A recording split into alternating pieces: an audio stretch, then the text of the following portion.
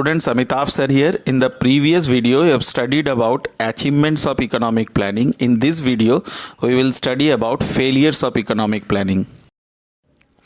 अब आइए हम लोग पढ़ते हैं about failures of economic planning. देखो, सबसे बड़ा फेलियर हमारा अनएम्प्लॉयमेंट क्राइसिस था। वो इसलिए था क्योंकि हमने एम्प्लॉयमेंट अपॉर्चुनिटीज़ तो बहुत क्रिएट किए थे, लेकिन वो सक्सेसफुल इसलिए नहीं हो रहा था कि जिस रेट से हम एम्प्लॉयमेंट अपॉर्चुनिटीज़ क्रिएट कर रहे थे उससे कई गुना ज़्यादा रेट से हमारा पॉपुलेशन में ग्रोथ हो रहा था, और ये हमारे लिए रुकावट था।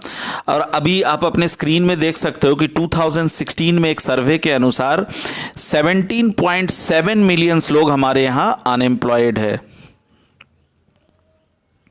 अगला पॉइंट जो हम लोग डिस्कस करेंगे वो है रिडक्शन इन पॉवर्टी। हमेशा से हमारे इकोनॉमिक प्लानिंग का गोल रहा है कि किसी तरह से पॉवर्टी को कम करना है। तो इसके लिए हमारी सरकार ने समय समय पे बहुत सारे पॉवर्टी एलिवेशन प्रोग्राम्स लॉन्च किए हैं। आपको शायद ये भी पता होना चाहिए कि गरीबों को हम बहुत सस्ते दामों में अनाज प्रोवाइड करते हैं या अदर एसेंशियल एलिमेंट्स या गुड्स प्रोवाइड करते हैं बहुत अफोर्डेबल प्राइस पे। लेकिन ये सारा प्रोग्राम जो है ये फेल हो जाता है। क्यों फेल होता है? कारण है corruption and inefficiency of public sector undertakings. गरीबों तक उनका बेनिफिट हम पहुंचने ही नहीं देते हैं, बीच में ही बिचौलिए सब खा जाते हैं उसके बेनिफिट्स को, है ना।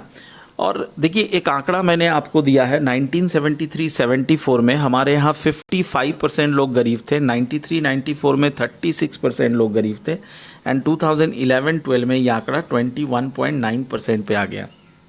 यानी परसेंटेज ऑफ पॉवर्टी तो हमने घटा दिया, लेकिन एक बहुत रिसेंट सर्वे में पाया गया है कि वर्ल्ड में जितना टोटल पुअर्स है उसका 50% बिलोंग करता है इंडिया से। So this is absolutely not a very good sign. The next one is reduction in inequalities. देखो, inequalities क्या होता है? अमीर और गरीब के बीच का फासला। और हमेशा हमारे इकोनॉमिक प्लानिंग का ये गोल रहा है कि किस तरह से इस फासले को कम किया जाए। आपको मैंने समझाया था कि इस फासले को कम करने के लिए सरकार क्या करती है, अमीरों से टैक्स ज़्यादा लेती है और उस पैसे से गरीबों की भलाई करती है। तो इससे अमीर थोड़े से गरीब हो जाते हैं और गरीब जो है थोड़ा सा अमीर हो जाता है। इससे इस तरह से हम इनइक्वालिटी को घटा सकते हैं। लेकिन मैं आपको बताऊँ कि गरीबों के उन्नयन के लिए जितना भी प्रोग्राम्स हमने लॉन्च किया है उनके बेनिफिट के लिए, वो कभी भी poorest section of the society के पास पहुंचता ही नहीं है। बीच में ही उसे करप्टेड लोग खा जाते हैं, है ना, हजम कर जाते हैं। तो बेचारे गरीब तो गरीब ही रह जाते हैं, उनके पास तो बेनिफिट हम पहुंचा नहीं पाते हैं।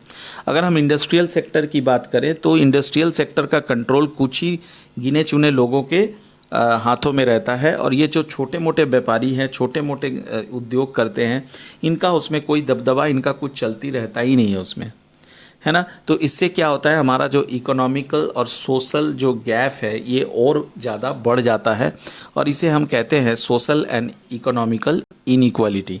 तो ये एक बहुत बड़ा फेलियर है हमारे इकोनॉमिक प्लानिंग का कि हम इस गैप को फुलफिल नहीं कर पाते हैं।